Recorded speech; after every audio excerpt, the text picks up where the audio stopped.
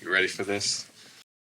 Hello, this is JBSports. I'm Jonathan Burton with my guest. Josh Herr here. And today we're going to talk about Josh going to play basketball in college and a little bit about the NBA lottery draft. So let's get into it, Josh. Yep. Future college basketball star. You know it. Staying in hometown Gettysburg. What does it mean to you to stay in Gettysburg and play basketball? It's very exciting. Very exciting to kind of have that community support continue from high school all the way into college, and I'm just super excited for everything to happen at Gettysburg. It's gonna be a lot of fun for sure. So what are your goals the first year? Man, we're gonna have a great team next year. Super competitive team. Great culture. Great program. Great coaches. So I expect nothing less than conference championship and a deep run into the NCAA tournament. So super excited. Yeah, it's gonna be good. Do you think any skills you learned in high school will run over into college? Absolutely. Yeah, I definitely of course you have all the basketball skills, but also you gain that work ethic and your leadership skills. And I think those can really continue to build and excel at the next level. So I'm just excited to see where my game goes and to be a part of a great team. It's gonna be fun. Yeah. So with high school, you played here at Gettysburg. Won almost 1,000 points. You were close. Yes. Almost got there. Very close. What was one of your favorite moments? What were your favorite times? Oh man, so many, JB, and you were part of those times too. But just I think the daily practices, yeah, that was awesome. The bus rides, you just miss the little things, right? The little moments, the funny laughs.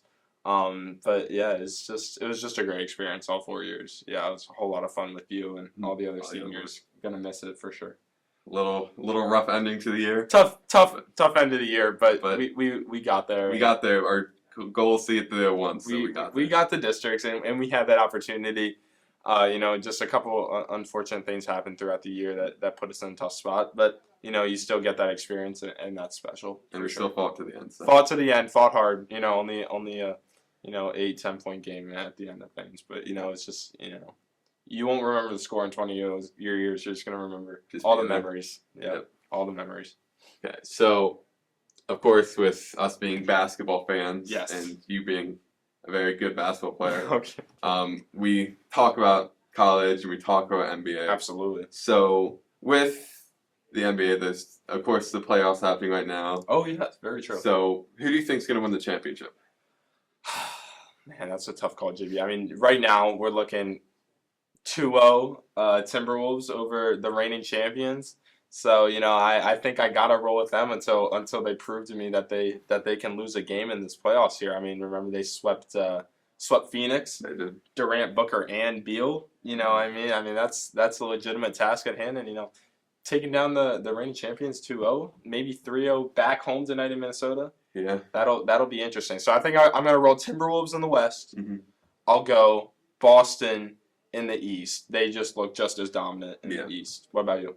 I'm definitely thinking Timberwolves on that side because it's just Anthony Edwards has been different. I mean, absolutely insane. And honestly, I'm kind of rooting for the Knicks on the other side. Because the Knicks have been very good. Jalen Brunson, he had 4 40-point games in a row in the playoffs. Very true. I think he's 4th now all time. Yeah. And the Celtics, they are very good, but they seem to, at the end of the playoffs, always start to falter out a little bit. Yes, that's true. It was 2 years ago when they made the finals against the Golden State Warriors, and they 2-0. Yeah, and then they lost. And then Curry happened. But yeah, I mean, who else do we got? Yeah, the Cavs. I don't think will make it past the Knicks. No. And Boston's playing who? Boston, I believe. Who were they playing? Boston, were they playing? Maybe Boston was playing. Oh, Boston's playing the Cavs. The Cavs, and then the Pacers are playing. Playing the Knicks. I like the Pacers though. I was talking with a friend of mine who was actually on your podcast, Ethan. He and I like the Pacers a lot. They got some quality role players, but I think we both agreed that they just didn't have enough to get over Boston. Yeah. So I like Halliburton a lot. I like Halliburton a lot. Iowa State Cyclone. He was kind of an underrated prospect going into the draft. Definitely. Drafted by the Kings, I believe. Yeah, drafted by the Kings. Drafted by the Kings. Yeah, and they kind of went to. Him and Shea were kind of on that same timeline. Once they kind of got traded to their respective teams, they kind of blossomed. They kind of blossomed for sure. And then on the other side, we have the Thunder against. Yeah, Thunder and who are the Thunder playing? Let me check. I'm more of an NFL kind of watcher. So Thunder have what's it called? I'm blanking on it. yeah, me too. So we have Mavericks. Thunder Thunder versus had the Mavericks, and Mavericks are interesting, right? Yeah, Mavericks are traded for Kyrie in this offseason, right? And got or 2 off seasons ago now, I think. And they were struggling at first, but now they seem to click it because Luka and Kyrie have been able to start to cling together and be able to, share the ball. Right. And actually, now that I think about it, MVP award given to Jokic. Yeah, Jokic. Third MVP award for Jokic. Yeah, that was. I love Jokic as a big man myself. Yes. I love that he gets this stuff, but honestly, I do think Shea should have got it. I think that has been the public consensus. Yeah, Shaq went in on. Shea, yes. Shea was. I think in terms of he was the value. I think he is the one that really kind of deserved it, especially after Jokic already had 2. 2. Yeah. And I feel like in the beginning of the year, he did carry the Thunder while the rookies and the younger guys were kind of getting, like Chet, he had to get into it. I agree. Yeah, I mean, to be honest with you, though, I do that Thunder team, if they, any other year, I think I would take them to the finals. I just don't know if they're getting past Minnesota. Not this year. I don't think this year, just because they have Thunder are way younger. Mm-hmm. They're not experienced. Yes. Anthony Edwards, Karl Towns, they've been there for a few years, so they kind of know how to do it. I like the Thunder though. They got a lot of potential. We remember all those draft picks are getting like at least I think 8 first rounds until 2029, 2028. Yeah. I mean they are set. They're stacked. I definitely got to shout out Jalen Williams on the Thunder, one of my favorite players. J-Dub, absolute legend. He's great. Came from Santa Clara. Yep, and has had a really good career there. So he's starting to blossom. Chet, obviously people were worried about his injury, so he didn't have his rookie year last year. But he's there now. He's playing great.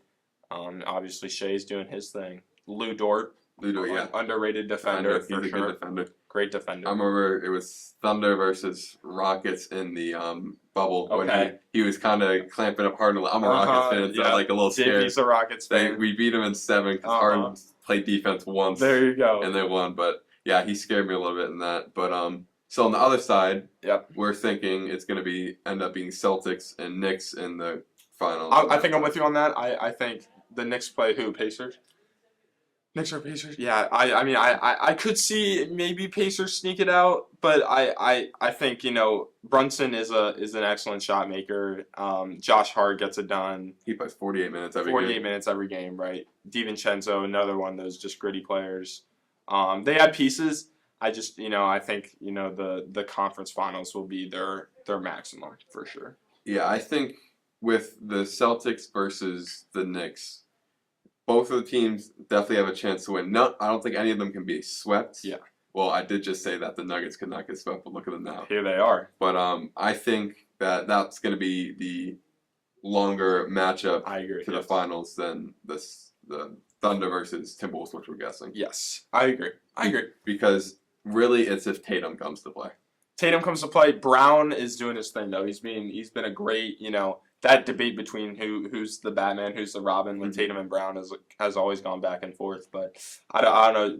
Jaylen Brown's been really doing his thing. Tatum's doing his thing. Don't forget about Derek White. He's absolutely underrated right now. Got to shout out Jared. His favorite player is Al Horford. So my brother's favorite player, Al Horford. So shout out Al Horford. He's still kicking. He's still kicking. He's that. Listen, man. He's that center they always. He's effective. He's still being pretty productive. So. Got to shout out Al Horford anytime we can. Yeah. So your guess in the finals is Timberwolves, Celtics. I'm going to go Wolves, Celtics, and I'm going to go. Right now, I'll go Wolves in 6.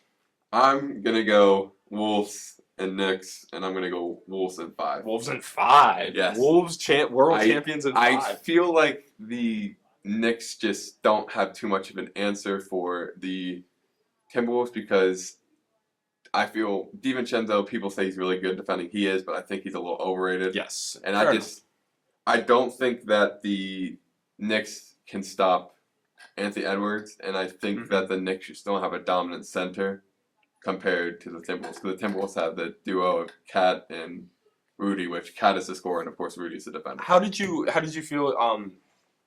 And I guess now that we shift over to NBA awards a little bit, Rudy wins his 4th Defensive Player of the Year. I thought last year well, the last time he won it, it was very shaky. This year, I definitely don't think he should have.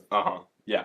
Even if you look in the back of the video, Cat was there. You could literally see his eyes go wide. Like, he definitely did not deserve that. I think that was unexpected for sure. I mean, Rudy. I mean, you can't underestimate his defensive prowess. I mean, his instincts are great defensively. But I would say that you have NAW on Nicholas Alexander Walker and Jared Vanderbilt both on the.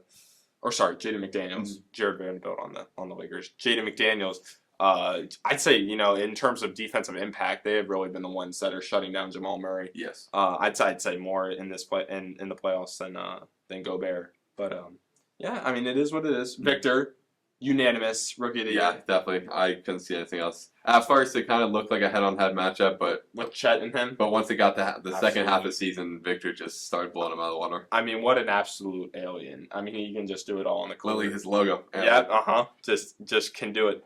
And everything on the court. With him being very good, that is great, but it will come down to who makes it to the playoffs more, which he did not have help. I will be honest. He did not have help. The Thunder are definitely a group of very good individuals who are going to grow together, which I was talking to someone, and it was with the NBA.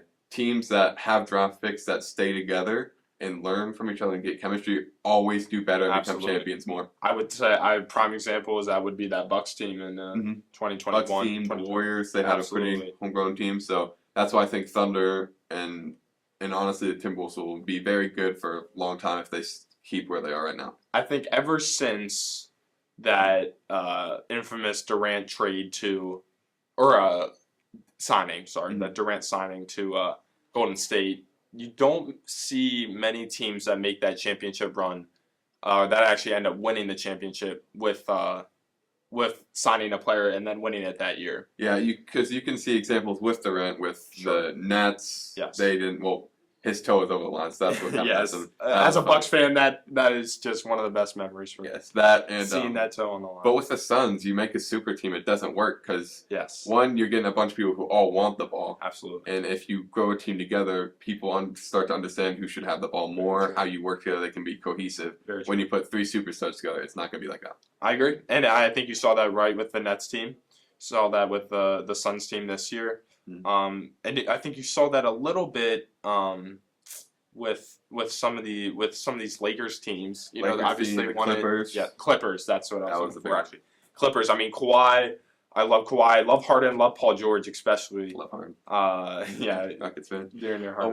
I think I might have actually I got my Clippers Paul George shirt on here, but big Paul George fan. I just don't think those teams can't always put it together in those first. Yeah, it's just with 1 year put together teams. I don't think it works because it's got to take 2 or 3 years for them to start to actually mesh. Very true. So very true.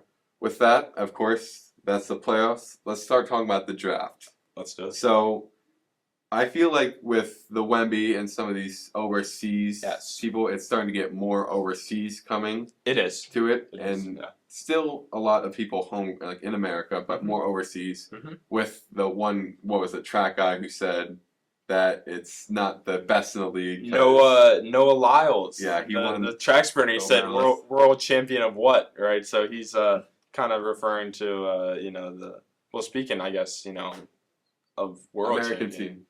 We got the Olympics coming up. Maybe before we crack into the draft, we got quickly talk Olympics real quick. Quickly talk about that Olympics team the NBA is forming. Avengers. It's the Avengers. The Avengers, led by LeBron. It's crazy. Absolutely stacked. And the craziest thing is, I saw a graphic on Instagram, and it wasn't like just talking about the players. It was talking about what players on the team were left in the playoffs. Yes. That's the craziest thing, because almost every player in the playoffs, like on the team that was in the playoff, like there. Yeah. And of course they start kind of down, but it's crazy to see the team you can put together after the FB. What was it? The FB. What was the team? Oh yeah, I forget. I forgot what it was, but that team, it disappointed. Oh, absolutely. And this is a redeemed team of sorts. It's a redeemed team, not the old redeemed team we know. Not the redeemed team we love and know with Kobe and Melo and LeBron. But LeBron's coming back, which is crazy. Almost 20 years later now at this point. Yeah, he's coming back. That's gonna be crazy. I think if we don't win the gold medal, it's a letdown. It's a letdown. I mean, come on. Anthony Edwards, you got all the people on the team. It's crazy. Insane. So that was our Olympic stock. That's our Olympic stock. They should definitely win the gold medal. If not, that's upsetting. The world's catching up, though. World is catching up. We got catching up. like Jokic, you got Luka, all coming from overseas. Giannis. And then you see them start to play really good in the NBA, keep up. That's when you start to get a little worried. Yeah. But they are catching up. But with the draft, we have a mock draft up right now. Pull up the mock draft. Pull it up on my phone here. Number 1 is Alex Starr in the NBL. Yes. France. Yes. He's 6'11". He weighs 270 pounds. He's 19 years old. He's got a wingspan that's 7'4". Yeah. First pick is probably the Pistons, as it says, which Yes. I don't think they would trade out of that just because the situation they are. Don't think you would. I mean, that situation clearly we saw this year was. Especially when there was Pretty a tragic. tweet saying, "Don't be that team." Don't be That's that when you team. know it's a little rough. Don't be that team, indeed. But yeah, I mean, Pistons really struggled this year. Cade Cunningham, I think, a great talent.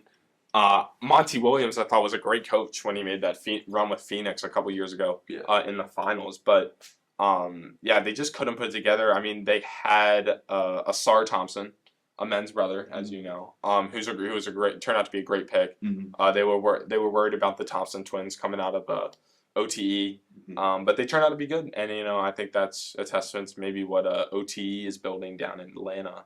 But besides that, Alex Sarr from NBL, interesting prospect. I mean, this draft is pretty weak this year. I think we'll definitely see that 2025 draft to be more of a solid thing. But he seems to be the overall number 1.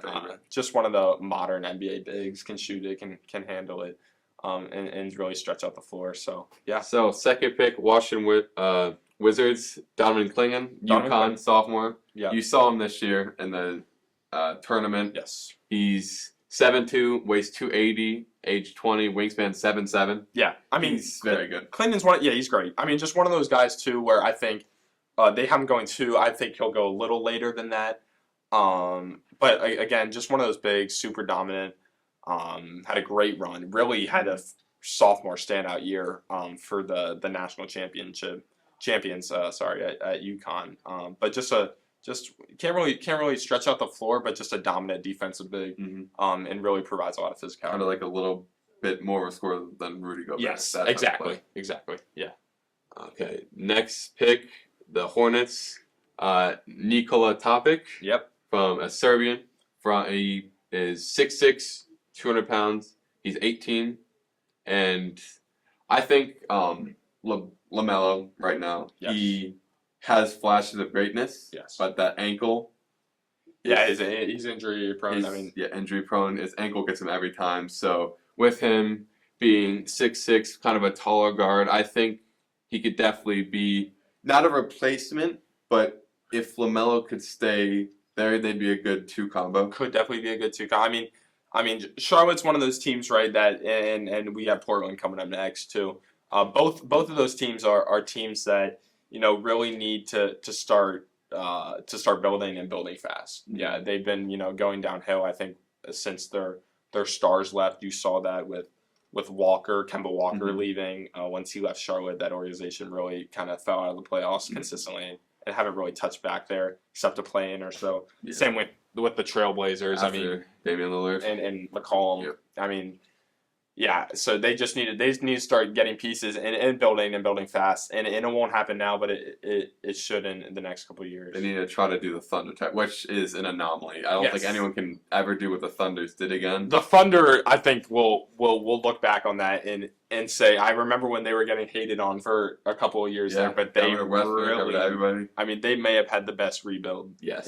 of all time if this picks up. So we got for the Portland Trailblazers at number 4, Matisse Buzelis. He's G League Ignite, which aren't they getting canceled? Yeah, G League Ignite is actually ending after this year, which is interesting. You saw some of those prospects like Jalen Green come out of there. Another rocket for JB. Getting better. But, just one of those prospects, Buzelis. Can handle the ball well. Needs to pick up his shooting efficiency. I watched him, and seen some of his stats. Needs to get a little more efficient. But one of those like modern point forward guards. So he can kind of just do it all. And you really see that in the NBA now. It's positionless basketball, and it has been for the past 10 years, kind of evolved to that. But it just one of those. Buzelis is just one of those guards where, you know, just a great piece to have, like a Jalen Williams on the Thunder. You know, just can kind of do it all. So it'll be interesting. So next pick, we got the Spurs, who of course need help in everywhere but center. Yep. So Rob Dillingham, That's Kentucky. I think would That's be a great fit. They need Would guards. be a great fit. Dillingham, Rob, just one of those guards. He's just super flashy. You know, he's known as Shifty Rob. He's just super shifty. Can handle the ball extremely well. Just a firecracker on the offensive end of the things. A little worried about his size. I think he's around 6'1", 6 foot. So you know, definitely an undersized guard in the NBA. But you know, we've seen guards like Curry and Dame get it done, especially with high shooting ability. And you know, everybody kind of doubted his play style going into college, and here he is. So you know, he had a great year at Kentucky. Yep. Okay. Number 6, Toronto Raptors. Cody Williams. That's I'm thinking as well. That's for me. That's a great fit. Yeah. I mean, I don't know what do you feel about Scotty Barnes? I love Scotty Barnes. Yeah. I'm gonna be honest. I've been a fan of him for a while. Just because I like how he plays and I like his attitude. I think he's funny. Yeah. But I think build around him. It's a good idea. Absolutely, build around him. And Cody Williams is just one of those guys. A lanky 6'7", guard, can really shoot the ball. Handles it well too. Great defensive player. So I think it's a good fit there. Yep. Another G League Ignite for the Memphis Grizzlies. Ron Holland. Yeah. 6'8", 195, 18. I think the Grizzlies are at a very weird point because they're at a point where they're good enough where they don't really need to rebuild in some sort. But they still need. But they definitely do. But they're at that weird part where they got Ja. If he stays healthy, they definitely make first round playoffs, play in. Right. So they just need that one little extra piece to kind of help them over the hump. You need in the NBA. You need two. You need two. So you need Ja, and then you need someone else to kind of help carry that. And I don't know necessarily who that guy is in Memphis, but Triple J was doing good. Triple J was great. I feel like this year was a little rough for him. Was not a great year for him. Holland, again, one of those guys, almost an identical play style to like Buzelis, but he's way more athletic, a little more flashy. I've seen him going as high as one in some mock drafts. Again, this draft is not super great compared to past years, so all these kind of can fluctuate a little bit.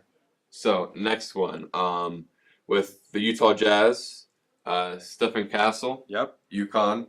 Another one from the UConn team. Yeah, I mean, talk about what Dan Hurley's building up there in Connecticut. But Stephon Castle, great point guard. He really had a strong freshman standout year at UConn. Can handle the ball really well. Super solid player. Doesn't turn the ball over. Can shoot it. Athletic. He's just a great starting point guard on an NBA team. So Jazz are also kind of in that area where they have some pieces, but they need that extra little piece. Agreed with you. Right. Agreed. Okay, so for the Rockets, Reed Shepherd, Kentucky, 6'3". I think with Kevin Porter, he had those struggles. He's no longer with the team. We kind of need that other. And he is where again? Remind me. Kevin Porter. He's in a different country league. Oh, that's I don't know exactly where, but I know he's not in the NBA. So we need that kind of 2 in 1 because Jalen Green, very good. I don't feel like he has that point guard play style. Yes. So if Reed can kind of try to take over that point guard role, it'll help because we got a lot of good pieces. We got a really good young team. We got Sengun, love Sengun, Jalen Green. We got a good team. Amen.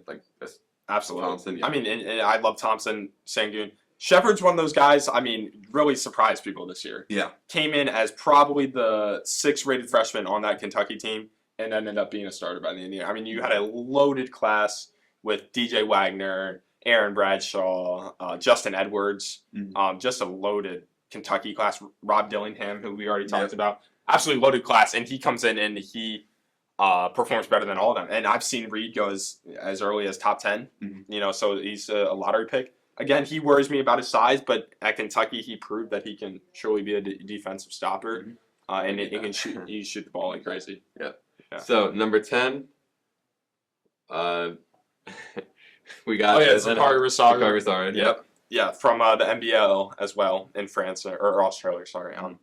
Yeah, I just one of those players just like Sar, who really is pretty efficient, and but also just a modern NBA big. Mm-hmm. Don't connect.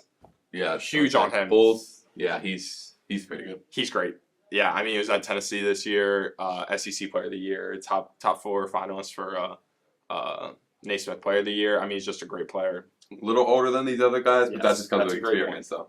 I mean, it just comes with experience at the end of the day. I think, you see a lot of these one and done freshmen come in. Connect was a senior at Tennessee. He actually started JUCO and kind of worked his way through collegiate basketball and just was stand out this year. Thunder's first pick of the draft. You got I had no idea. Tijani Stallone. Yeah, haven't heard of him much. I haven't either. That's seems like an interesting prospect. Another 6'9". one of those France prospects. So with this, I mean, he can kind of just go on that roster and learn because you got so much absolutely.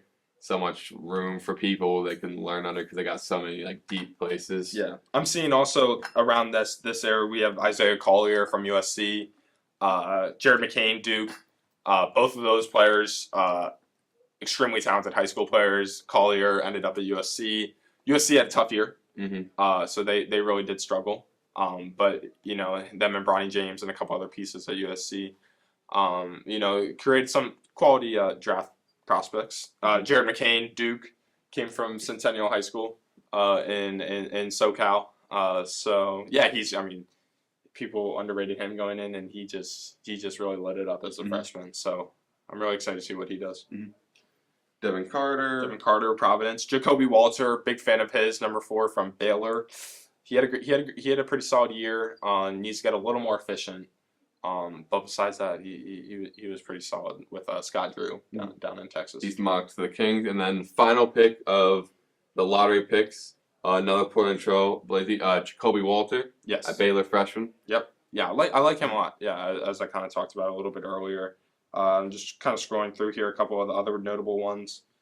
We got Ryan Dunn from Virginia, great defensive stopper. Watched him live a couple of times this year. Zach Edey, interesting prospect. How we feel? He's one where I feel like he's very hyped in college, but he's one of those where I'm like, he's a big man. He's not he's more of a dominant inside. Yeah. I feel he's not as much as a modern player. So he's got to go to one of those teams that already has a lot of shooters that don't need a big man shooter. Yeah. I mean, the question is, will he translate that's to the NBA? I mean, that's what it comes down to, JB, at the end of the day. Scrolling through here, Tyler Kolek, great guard from Milwaukee, Marquette might actually end up back in Milwaukee with the Bucks. Johnny Furphy, freshman from Kansas. Kansas had an interesting year, only played 6 players really in his rotation. Bill Self only really played 6, and they kind of struggled. Coach Bart, our coach, could not be happy about that. But it looks like they're reloading, Coach. So you guys should be happy about that. Should be okay for the future. Just don't run into UNC next year. So we talked a little bit about Josh going to college. He's going to do great, of course. Josh Herr, Gettysburg legend. Thanks, JB. So we talked a little about the NBA. We talked about the Olympic team, and then we finished off with the NBA lottery mock. That's going to be it for this episode. We're going to put this one out Friday because I have to edit it, of course. Yep. Which is this Friday at 3:15. So that'll be next Friday's. JB, thanks for having me, sir. Nice to have you on. Pleasure. This is in JB Sports, and have a great day.